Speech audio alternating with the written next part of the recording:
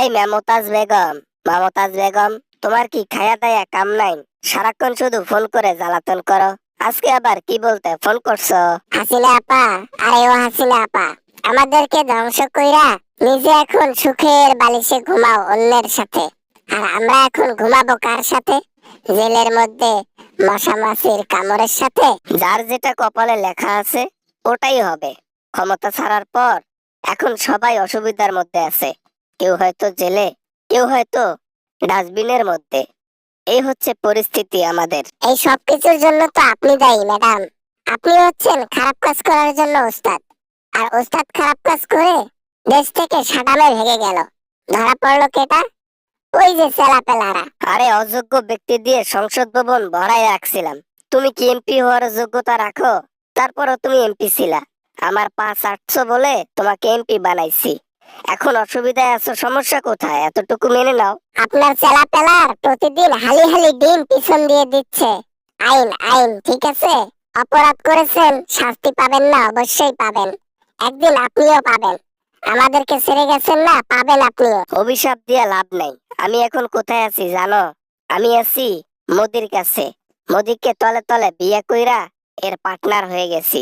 বাংলাদেশে যাওয়ার সম্ভাবনা খুবই কম। বিয়ে করেন আর যাই করেন, মোদির ক্ষমতা আছে যতদিন, আপনি দিল্লিতে আছেন ততদিন। মোদি তো অন্য দেশে পালিয়ে গিয়ে থাকতে পারবে, কিন্তু আপনি কি করবেন? গণহত্যাকারী একজন মহিলা কেউ জায়গা দেবে না, কোনো দেশ জায়গা দেবে না। উল্টো বাংলাদেশে এসেই আপনাকে শাস্তিটা মেনে নিয়ে থাকতে হবে। দরকার পড়লে ফুকরানির ছদ্মবেশ ধরবো। দরকার পড়লে আমি এমন ছদ্মবেশ ধরবো, মাথা টাথা সব ন্যাড়া করব, করে রাস্তাঘাটে পাগলের মতো ঘুরবো।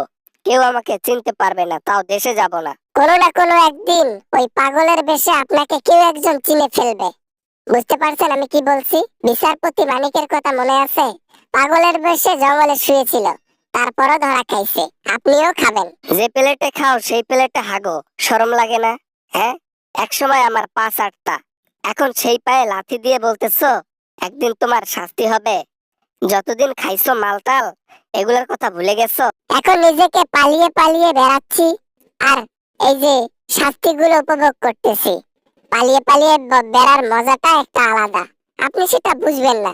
অন্যের বিছানায় আছেন তো, এই মজা বুঝবেন না। আমিও পালিয়ে পালিয়ে এসেছি, আপনার মতো আমারও জীবন। আমি মোদির এখানে এসে স্থান পাইছি, আর আপনারা স্থান পান নাই। কেউ হয়তো জেলে আছে, কেউ হয়তো ডাস্টবিনের নলের মধ্যে আছে, এই আর কি ফার্ক। যাই হোক, সমস্যা নাই। ধোকা যখন দিয়েছেন, একদিন নিজেও ধোকা খাবেন। যে ধোকা দেয় সে ধোকা খায়। আমরা খুব ভুল করেছি আওয়ামী লীগ করে। জানতাম কোনো না কোনো একদিন পতন হলে আমাদের দুর্দশা হবে। যদি জেনেই থাকো তাহলে আওয়ামী লীগ করছিলা কেন? আমার পা চাটছিলা কেন? আমি কি বলেছি আসো আসো বাবারা আমার পা চাটো? টাকা দেখলে লোভে মানে না। টাকা দেওয়ার একটা অফার দেই, অমনি পদবি নিতে রাজি। হ্যাঁ, এখন তো পস্তাচ্ছি। এখন প্রায়শ্চিত্ত করতেছি যে কি বড় একটা ভুল কাজ করছি। আগে তো গান গেয়ে সংসারটা চালাইতাম, ওই দিনগুলাই ভালো ছিল। এখন পালিয়ে পালিয়ে বেড়াইতে হচ্ছে।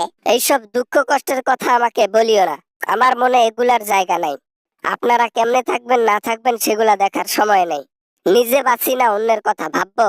আর কখনো ফোন করিও না মমতাজ বেগম, ফোনটা রাখো। ঠিক আছে ঠিক আছে হাসু ম্যাম, ফোনটা রেখেই দিলাম।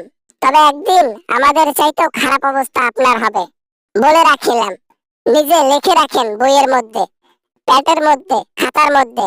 একদিন দুর্দশা আপনারও হবে, ঠিক তাদের মতো যারা আজকে শাস্তি পাচ্ছে আপনাকে সাপোর্ট করে। Good bye. আসসালামু আলাইকুম বন্ধুরা, আশা করি সবাই ভালো আছেন। আমিও আলহামদুলিল্লাহ অনেক ভালো আছি। ভিডিওটা কেমন লাগছে তা কমেন্ট করে জানাবেন। আর চ্যানেলে নতুন হয়ে থাকলে অবশ্যই চ্যানেলটি সাবস্ক্রাইব করবেন। দেখা হবে এরকম আমেজিং ভিডিও নিয়ে আবারও আপনাদের সঙ্গে। সবাই ভালো থাকবেন, সবাই সুস্থ থাকবেন। খোদা হাফেজ।